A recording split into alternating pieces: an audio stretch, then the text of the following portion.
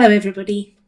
We will soon be launching our organisation Counterweight, and we think it's a bit special. We're a grassroots organisation that focuses on the individual experiencing some kind of imposition of critical social justice ideas on their lives.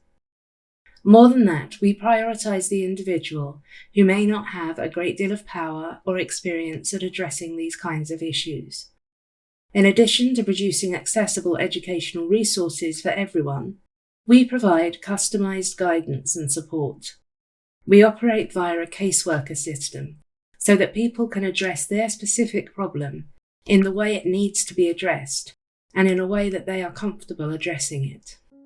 We all see the current problem. We know that the movement presumptuously calling itself social justice or critical social justice has gained significant influence.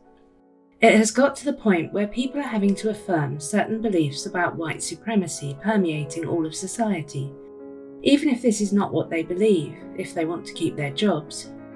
It's reached a pitch where people are being pressured to display pronouns signifying their gender identity at work, even if they don't believe they have a gender identity, have ethical problems with the concept of gender, or just don't think it's anyone else's business. The most public manifestations of this new authoritarianism are when a celebrity or author is accused of cultural appropriation and has to apologise or withdraw their book, or when a celebrity is said to have been cancelled for being problematic, or when an academic has his or her paper retracted for infringing upon the social justice orthodoxy. We hear much less about how this political ideology is affecting the average non-famous person, however. Well, most of us don't. Those of us who have been criticising critical social justice, or CSJ, for some time now hear from you a lot. I heard from the supermarket assistant who was facing disciplinary action for accidentally misgendering a trans woman who then yelled at her, "Do I look like a man to you?" To which she instinctively responded yes, and thus compounded an offence she was barely aware of having committed. I heard from the warehouseman facing disciplinary action for objecting to a homophobic statement made by a colleague, who then reported this as Islamophobia.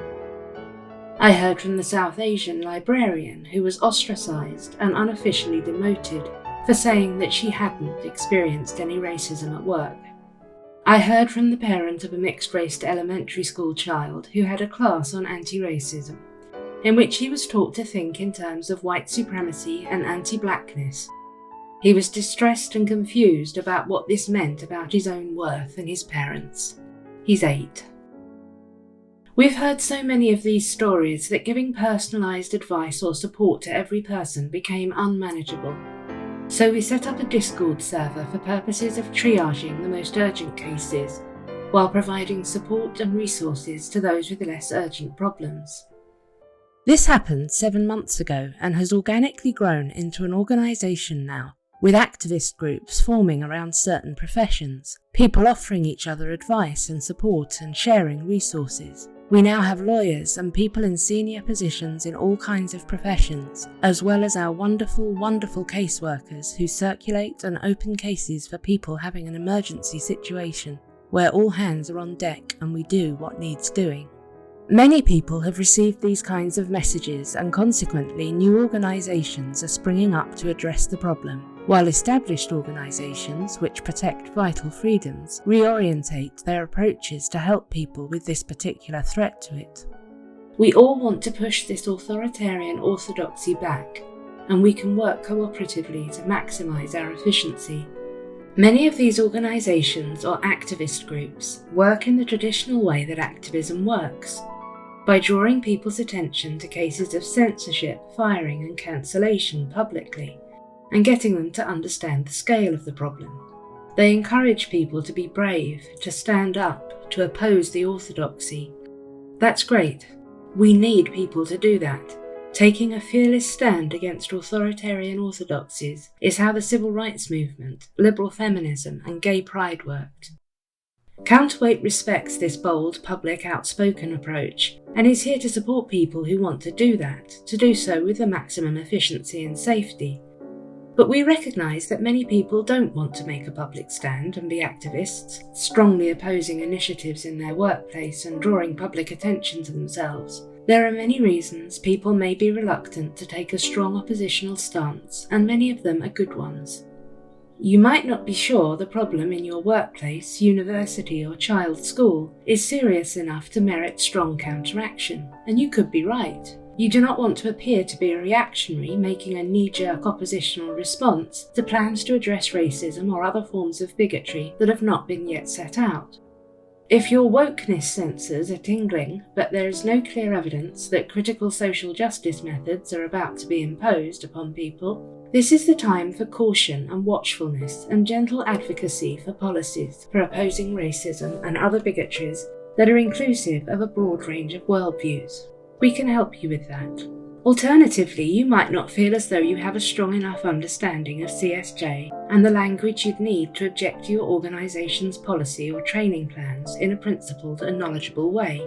Or you might simply not be a confident writer or speaker, or someone whose skill set includes the persuasive making of verbal arguments. We can help with that too. We provide resources that break down the problems accessibly. We have template letters you can adapt to fit the circumstances. We can also practice with you remotely to address your concerns in a meeting environment. You might be afraid to stick your neck out and be seen as a problem or even as a racist, sexist, or transphobe, and have your career prospects damaged or lose your job. This doesn't make you a coward. Prioritizing your own and your family's need for financial security is perfectly valid. Being afraid of the reputational damage that comes with being believed to hold stupid and unethical, bigoted ideas just means you're a normal human. You don't have to throw yourself on any grenades for the cause of pushing back CSJ ideas. There are still ways to work towards keeping your organisation open to viewpoint diversity, and we can help you do so as safely as possible in a way you are comfortable with.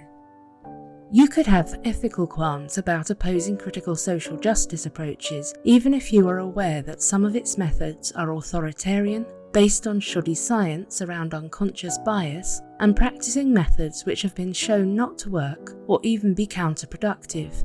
You might think, do I really want to oppose any efforts to achieve social justice? What if doing so emboldens elements of society that are genuinely racist, sexist, or homophobic? I could do more harm than good. We can help you with that too, and show you ways to support and suggest sound and ethical approaches to social justice that actually work while opposing the unsound and unethical ones in principled and evidenced ways. Lastly, your concerns could be personal. So many people who have reached out to us have been reluctant to act on their concerns because the colleagues who are advocating CSJ approaches are their friends and they know them to be good people. They don't want to lose their friends or cause any trouble for them. Whilst the worst of the woke might be willing to condemn and cancel anybody who disagrees with their methods, most of us are not. They just want to address some ideas they think are a problem for achieving social justice without suggesting anyone advocating the ideas is a terrible person who needs to be punished in some way.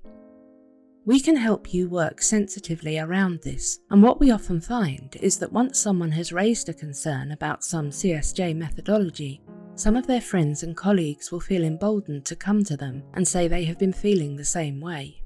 Counterweight then, as well as offering educational resources and support to make public the issues going on at your organisation, also offers a behind-the-scenes kind of support.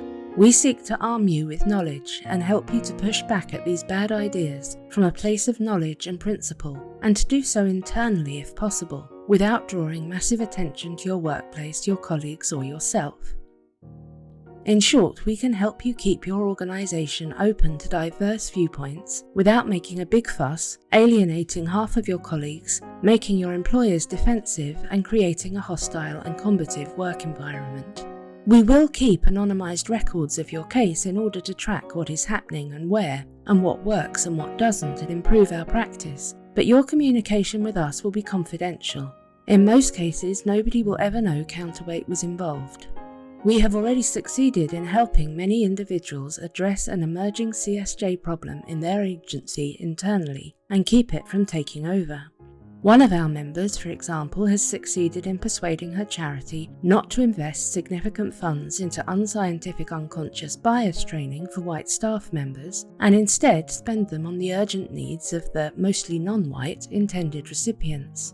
Another got his company to reconsider their plans to have white members declare their white privilege and how they intended to address it in company-wide emails on the grounds that he, a black man, found it demeaning and that it also got in the way of him doing his job.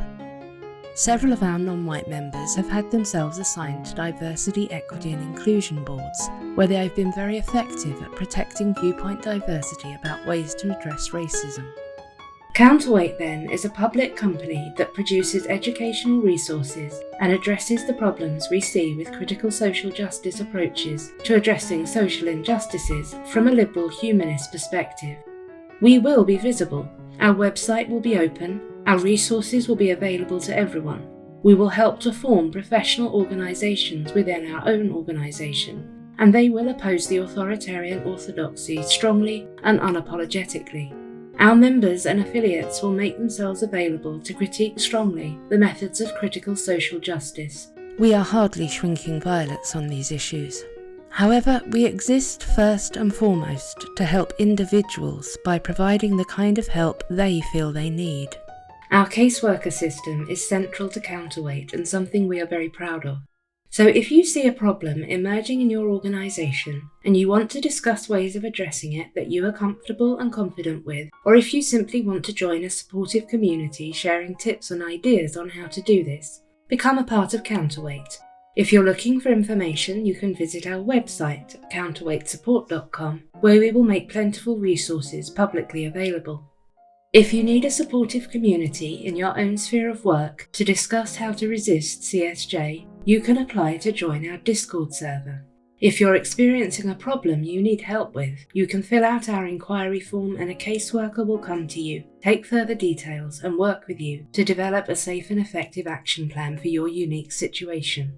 Alternatively, if you are somebody in a position to offer your skills or expertise or financial support to Counterweight in order to enable us to help as many people as possible, you can also contact us at the website and we will greatly appreciate it.